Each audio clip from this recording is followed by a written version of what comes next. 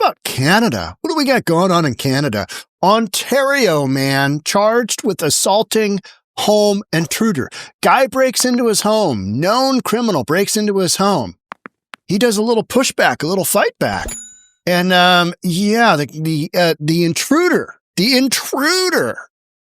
gets hurt. And now he's arrested for hurting the intruder coming into his home. Make that make sense. Let's get into it. Here we go. It happened in Lindsay, a town in Ontario's Kawartha Lakes region. Police say a man broke into an apartment on this street on Monday around 3 a.m. The apartment's resident woke up and responded with enough force that the intruder was airlifted to hospital in Toronto with what police call life-threatening injuries. Like we're going to hear in a second, maybe don't break into somebody's home. I don't know.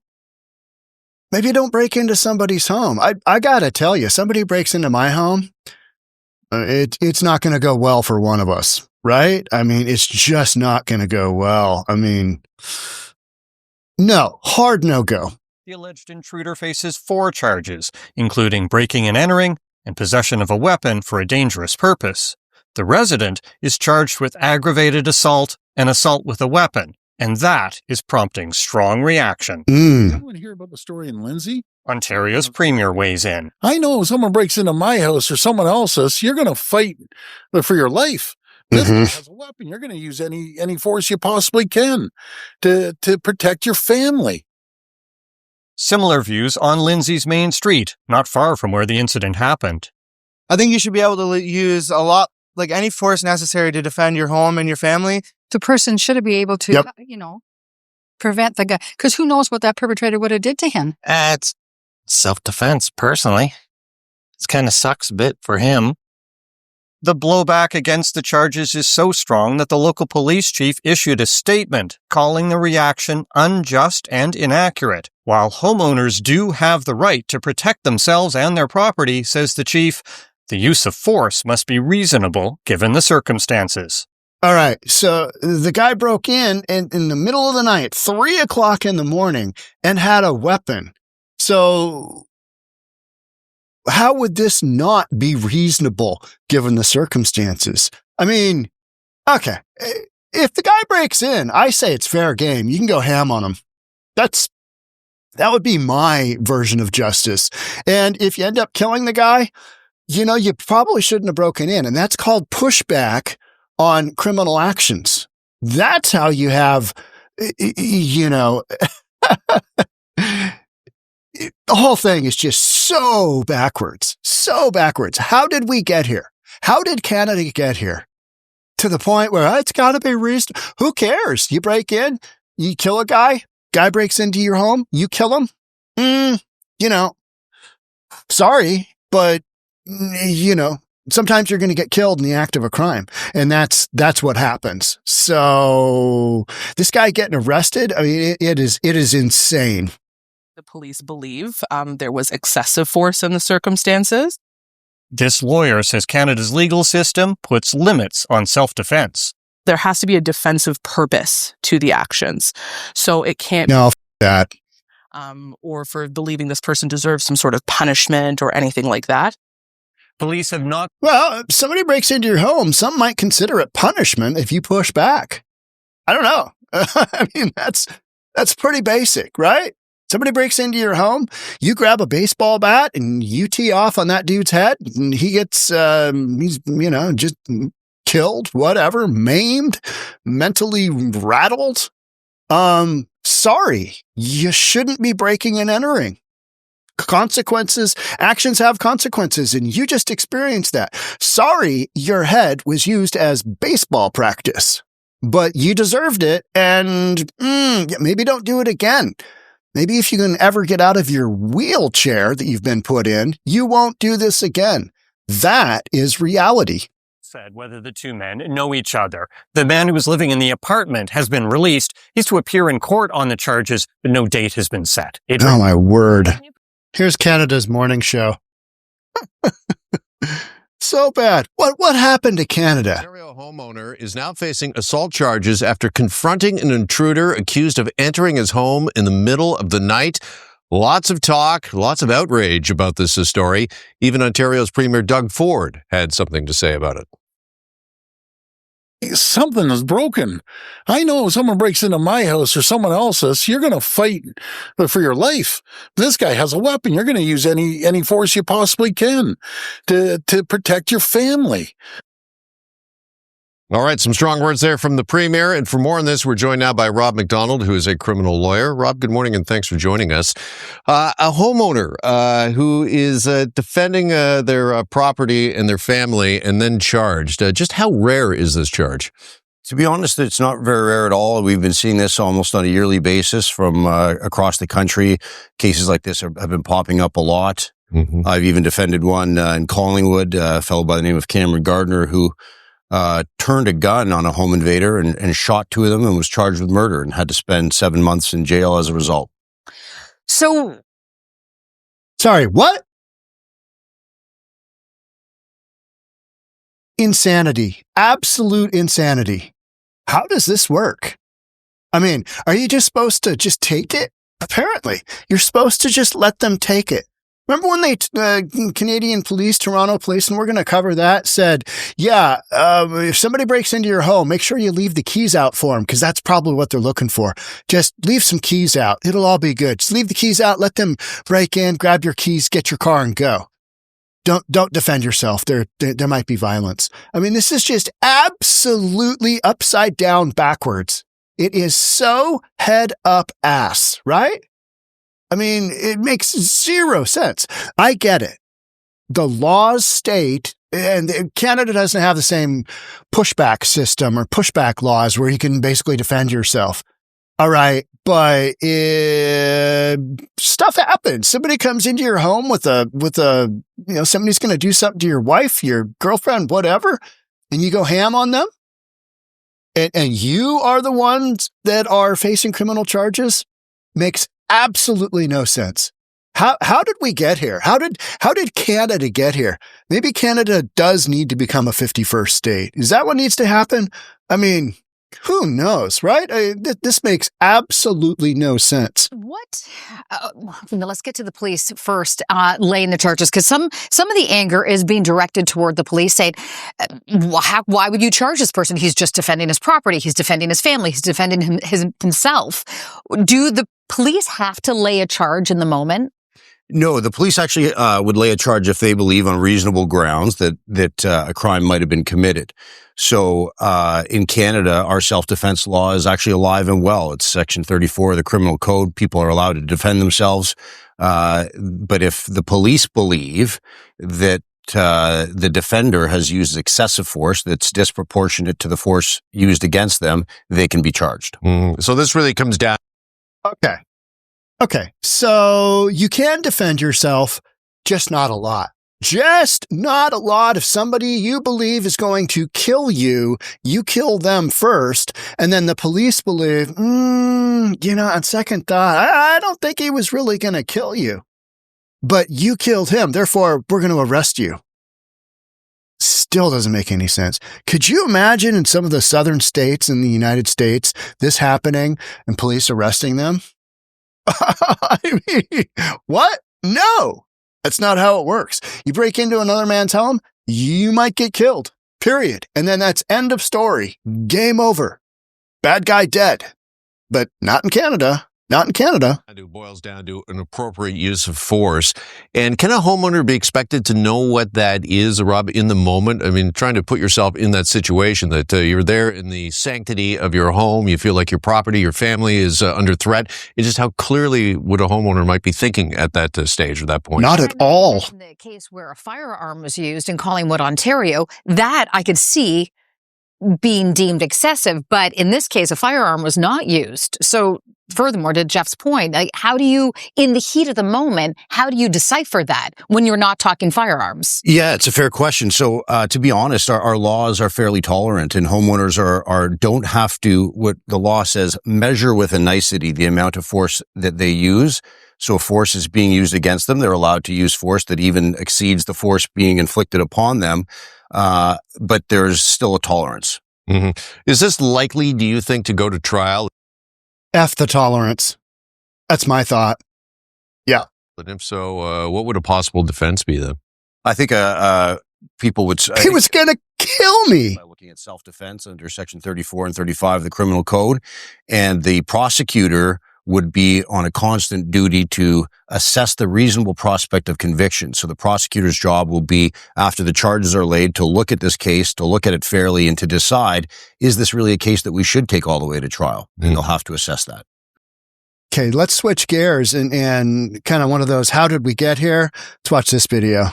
To prevent the possibility of being attacked in your home, leave your fobs at your front door. Because they're breaking into your home to steal your car. They don't want anything else. A lot of them that they're arresting have guns on them, and they're not toy guns, they're real guns. They're loaded.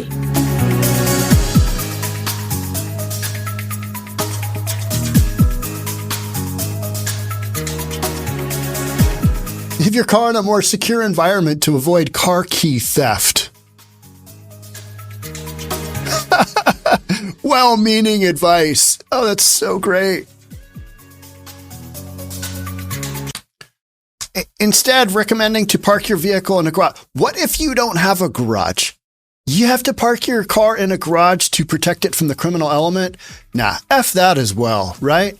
This has just become utter lunacy. Straight up lunacy. So I was at the Northwest Sanity Forum this past Tuesday, and I wasn't able to make the second day. I got a wedding coming up that I am the officiant of. Somebody decided that having Sean as the officiant of their wedding is a good idea. I'm sure it'll work out fine. What could go wrong? Hey, Sean, don't say anything political because, people might not respect that. People might get upset. Well, that's probably going to happen. But no, it'll be fine. I'll keep it on the down low. The down low.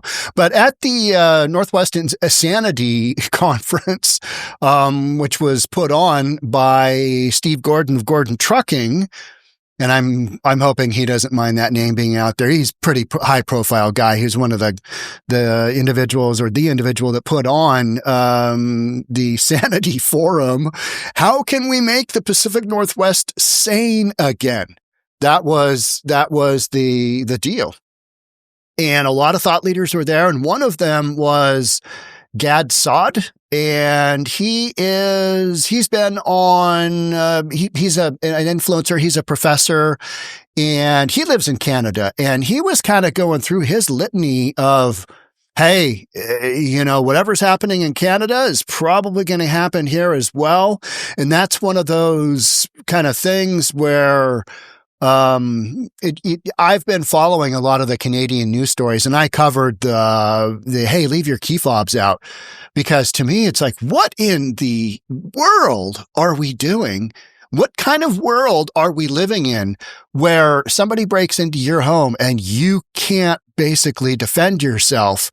Because, if somebody breaks into my home in the middle of the night, I won't have time to get my glasses.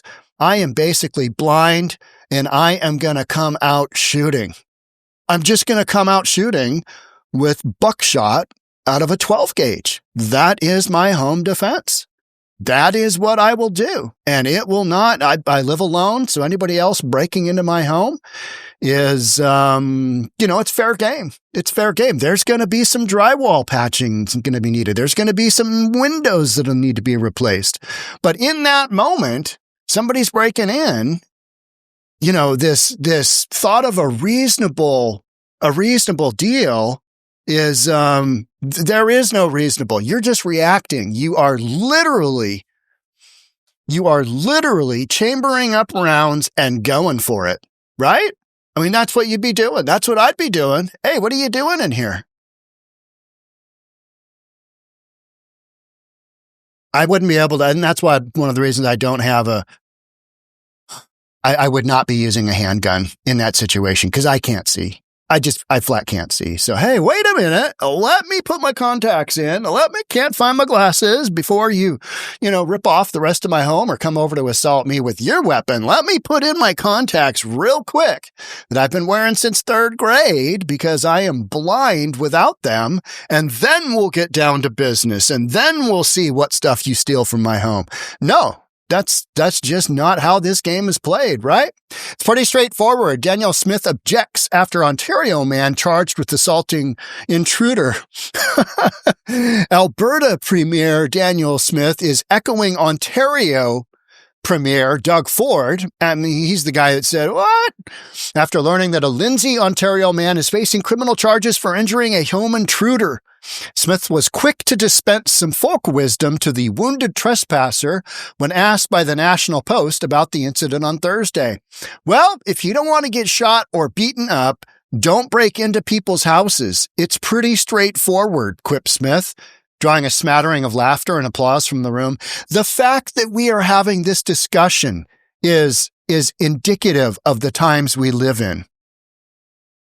Seriously, could you imagine in the 1970s, some old timers sitting around and you tell them this story? Oh yeah, in Canada, in the future, a guy's going to get arrested for basically assaulting somebody who broke into his home, and that person had a weapon. And the good guy sent the bad guy to the hospital, as you do, and now he's up on criminal charges. Could you imagine what those old timers would say? Could you imagine? Be like, they wouldn't believe you. They would not believe you. They'd say, no, there's no way. And that's kind of how I look at this, is there's no way. And yet, way.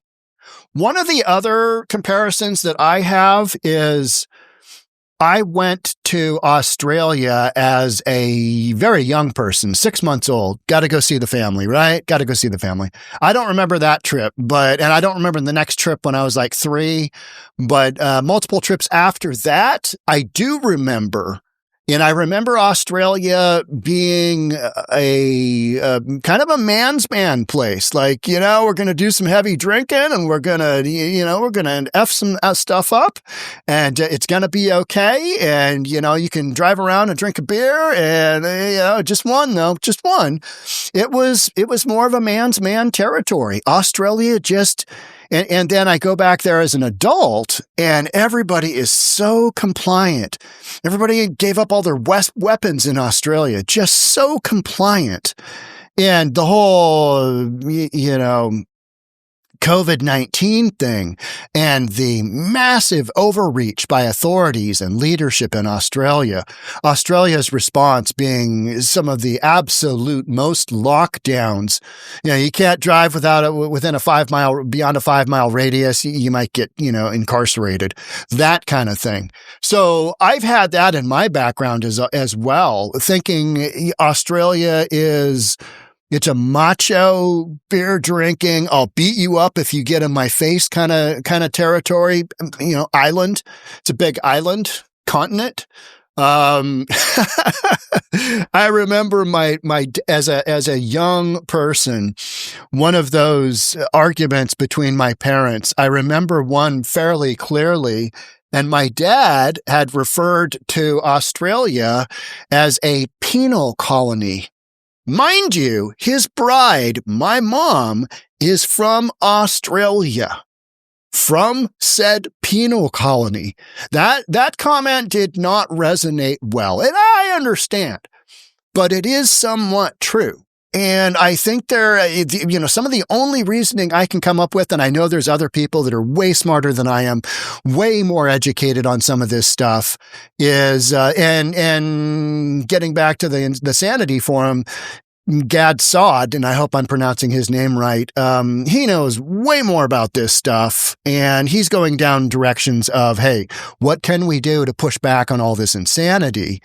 And so some of my thought pattern has been over the years, well, Dad said that Australia is a penal colony and people that are used to that structure of prison and being incarcerated, they don't push back a lot on authority. They don't push back on authority. So is that ingrained in the DNA of current Australians? I don't know what the answer there is. Or is it that there have been so many immigrants into Australia that the culture has changed that much to the point where it's Australia, Sydney is unrecognizable to me. It is unrecognizable. And I spent a fair amount of time there as a kid, like enough to get to know, all right, this is what's going on. And, I had beaches that we went to, Manly, went to the beaches in Manly that were epic. A lot of experiences. That's my mom's home country. And it's still her place of residence. She is a resident alien in the United States because at the time she would have had to have given up her residency or her citizenship, her Australian citizenship to get a U.S. citizenship. And she just said, nah, I don't think so. I'm Australian. Go F yourself. I'll live in the country.